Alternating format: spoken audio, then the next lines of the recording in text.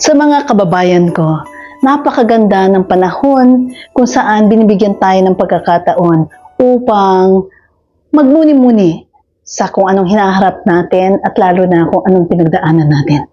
This is a season of hope, not of despair. I know that many of us are very sad about what we discovered to be the wide-scale corruption that had been going on. But this is also an opportunity for all of us to understand that without brokenness, we cannot be made whole. Kung hindi natin nalaman ang katotohanan, paano aayusin ang sistema. At ang pag-aayos na ito ay hindi lamang tungkol sa mga institusyon at sistemang kailangan nating baguhin, ngunit ang mas malalim na transformasyon ay ang transformasyon o ang pagbabago ng puso ng mga tao. Kailangan ng mga Pilipinong maintindihan na hindi tayo babangon hanggat hindi yung pinakamalalalim na hinihingi natin sa Diyos ay babaguhin. At ano ito? Hindi kayamanan. Nakakatulong ang pera, pero hindi ang malaking kayamanan upang mahanap natin ang ating sarili at identity. Ang kailangan ay pagbabalik kung kanino tayo nagmula, mula sa Diyos, at pakikinig sa kung ano ang intensyon niya para sa bawat isa sa atin, bawat isa mahalaga at sa mga Pilipino. Pinagbuklod tayo, pinagsama tayo sa ating bayan, sa ating komunidad, at lalong-lalo na sa ating mga pamilya. Pangalagaan na ang una pinaka-importanting dahilan kung bakit may Pasko. Ito ay upang ang pinaka-malalaking suliranin ng ating kaluluwa, ng ating lipunan ay aayusin dahil sa transformative power ng Panginoong Hesus. Hindi biro-biro ang ino-offer ni Jesus sa atin. Hindi lamang safety in His presence, in His eternal redemption, but also a way by which, as a country, we can find peace and a way to talk to each other. Yung ating pagkakahati-hati, kayang ayusin yan. But let us go back to fundamental truths. Huwag tayong panghinaan ng loob. And this season, in 2026, step by step, baybayin kung anong kailangan.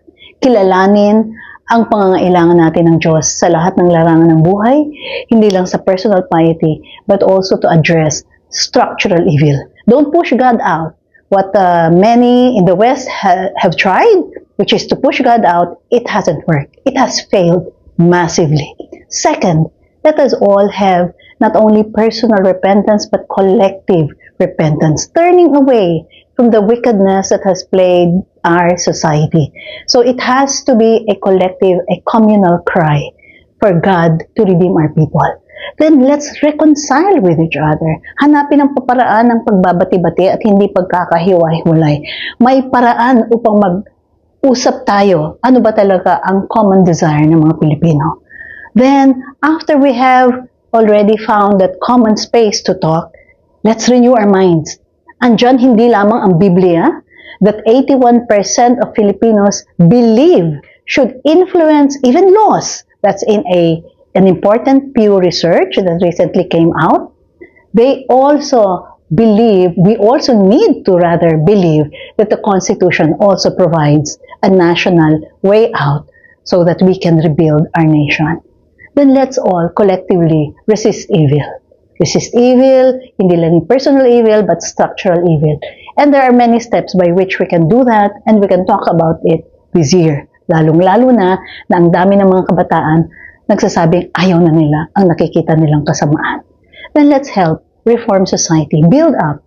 As Nehemiah did, building up the walls of Jerusalem, by brick, let's build up the walls of Inang Bayang Pilipinas. Then finally, let us rejoice because God is a God of hope. Mahal niya ang Pilipinas. May panahon, mayroong paraan, at mayroon tayong Diyos na higit pa sa lahat ng ating mga problema, bibigyan tayo ng magandang bukas, magandang bayan kung saan magkakakilala tayo ulit kung sino nga talaga ang mga Pilipino.